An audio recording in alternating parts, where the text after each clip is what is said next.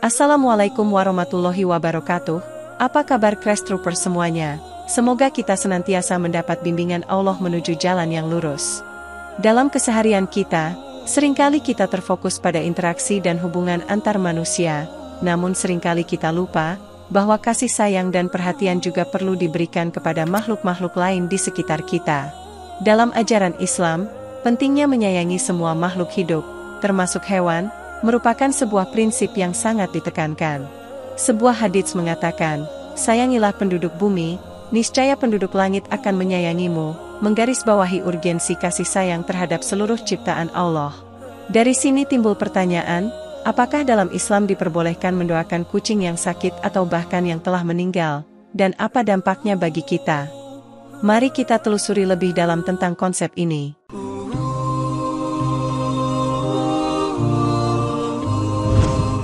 Perlakuan terhadap hewan yang sakit merupakan bagian penting dalam menunjukkan kasih sayang dan kepedulian dalam ajaran Islam.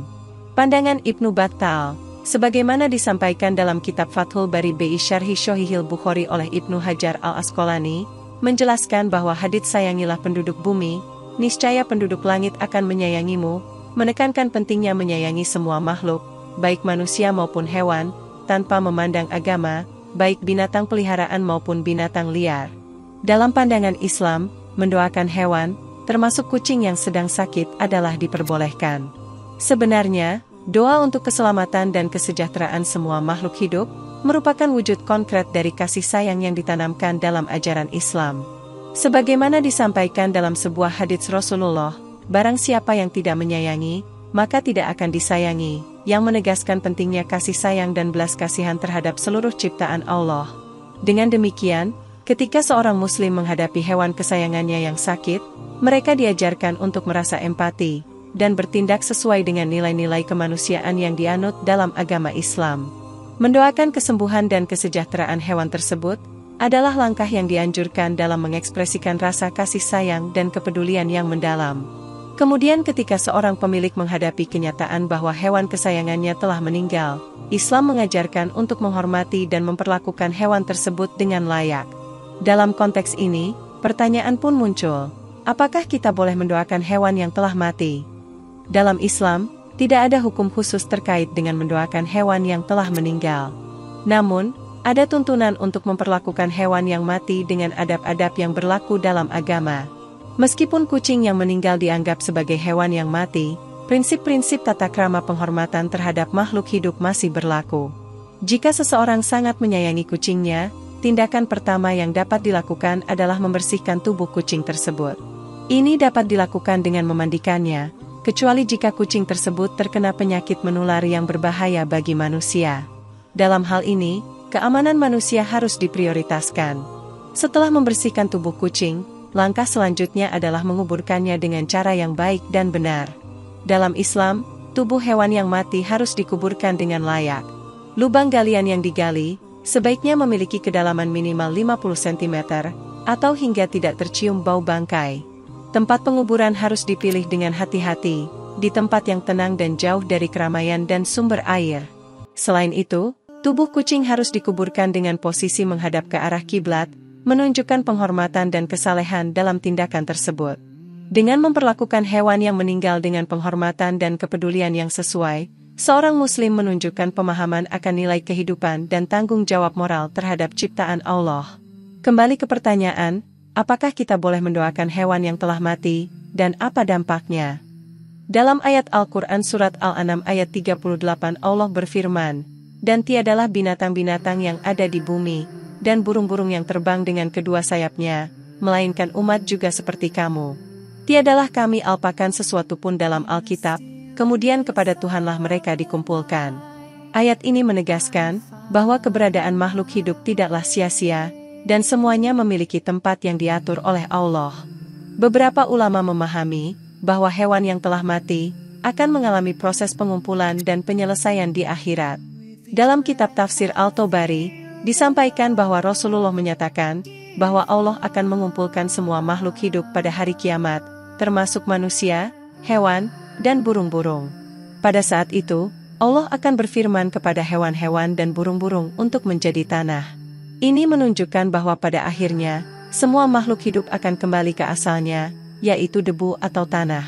Pemahaman ini menegaskan bahwa kehidupan setelah kematian, baik bagi manusia maupun bagi hewan, akan mengalami proses penghakiman dan penyelesaian di hadapan Allah. Meskipun tidak ada detail yang spesifik tentang apa yang terjadi setelah hewan-hewan dan burung-burung dikumpulkan dan diubah menjadi tanah, keyakinan akan adanya akhirat dan penghakiman yang adil merupakan prinsip penting dalam ajaran Islam. Beberapa ulama berpendapat bahwa hewan tidak mendapat balasan surga, maka dari itu percuma jika didoakan. Namun beberapa ulama lain berpendapat bahwa hewan pun mendapat balasan surga dan neraka, seperti yang terjadi pada unta Nabi Saleh dan Nabi Muhammad. Maka dari itu, beberapa ulama tetap membolehkan mendoakan hewan kesayangannya yang telah meninggal, sebagai sarana untuk menghapus rasa sedih. Dalam Islam, mendoakan hewan yang telah meninggal adalah tindakan yang dapat dilakukan, namun harus dengan niat baik, tanpa melaknat atau menimbulkan keburukan. Hal ini sering dilakukan, terutama dalam konteks hewan kurban, sebagai ungkapan rasa syukur dan penghormatan terhadap kehidupan yang telah diberikan oleh Allah. Untuk menghapus rasa sedih atas kepergian hewan kesayangan, seorang muslim dianjurkan untuk membaca doa dengan niat tulus dan baik. Salah satu doa yang dapat dibaca adalah sebagai berikut. Doa ini mencerminkan rasa hormat dan kasih sayang yang mendalam terhadap hewan yang telah meninggal. Selain itu, doa ini juga mencerminkan keyakinan Islam bahwa kebaikan yang dilakukan akan kembali kepada pelakunya, sesuai dengan firman Allah dalam Al-Quran, barang siapa yang berbuat baik, maka itu untuk dirinya sendiri. Ini berarti, doa yang kita panjatkan, seandainya tidak sampai kepada penerima, doa tersebut tetap berdampak kepada pemberi doa. Dengan membaca doa ini, seorang muslim tidak hanya mengungkapkan kesedihannya atas kepergian hewan kesayangannya, tetapi juga berharap untuk kebahagiaan dan keberkahan bagi hewan tersebut di akhirat, serta memohon ampunan bagi dosa-dosanya. Mendoakan yang baik memiliki keuntungan besar dalam Islam, dan ini berlaku juga ketika mendoakan kepada hewan, termasuk kucing. Dalam ajaran Islam, tidak ada kerugian dalam mendoakan yang baik, bahkan tindakan tersebut berpotensi mendatangkan kebaikan yang sama bagi pelakunya. Rasulullah dalam haditsnya menyampaikan bahwa doa seorang muslim kepada saudaranya tanpa sepengetahuannya adalah doa yang mustajab. Di sisi orang yang akan mendoakan saudaranya tersebut, malaikat akan mengaminkan. Dengan demikian, orang yang mendoakan dengan kebaikan akan mendapatkan kebaikan yang serupa dengan orang yang didoakannya. Maka dari itu, Islam sangat menekankan untuk menjauhi doa kejelekan kepada orang lain. Sebab, doa tersebut bisa berbalik kepada diri sendiri. Allamah Sayyid Abdullah bin Alawi Al-Haddad dalam Risalatul Muawanah wal Mudzaharah wal Muazaroh, menegaskan larangan mendoakan jelek atau melaknat, baik itu ditujukan pada diri sendiri, orang lain, maupun sesuatu yang lain di luar diri sendiri.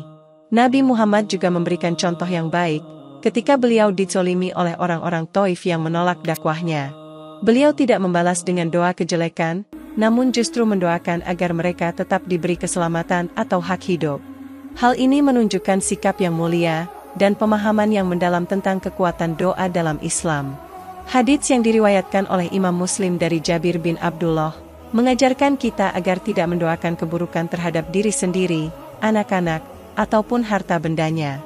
Rasulullah menegaskan bahwa doa buruk bisa berbalik kepada pengirimnya. Bahkan dalam hadits Abu Darda Nabi bersabda, tidaklah seorang hamba muslim yang mendoakan saudaranya di belakangnya tanpa sepengetahuannya, kecuali malaikat berkata, dan doa yang sama untukmu. Sehingga, mendoakan kebaikan bagi orang lain, juga akan membawa kebaikan bagi diri sendiri. Dari pemahaman ini kita dapat menyimpulkan, bahwa dalam situasi seperti kematian kucing kesayangan, mendoakan kebaikan bagi hewan tersebut adalah langkah yang dianjurkan dalam Islam. Dengan berdoa agar hewan yang telah meninggal diberi tempat yang layak di sisi Allah dan senantiasa berada dalam perlindungannya, kita tidak hanya mengekspresikan rasa kasih sayang kita terhadap makhluk Allah, tetapi juga membawa kebaikan bagi diri sendiri. Ini sejalan dengan ajaran Islam yang menekankan pentingnya berbuat baik kepada sesama dan menolak untuk mendoakan keburukan, baik bagi diri sendiri maupun bagi orang lain. Semoga dapat bermanfaat untuk kita semua. Wallahu a'lam bishawab. Wassalamualaikum warahmatullahi wabarakatuh.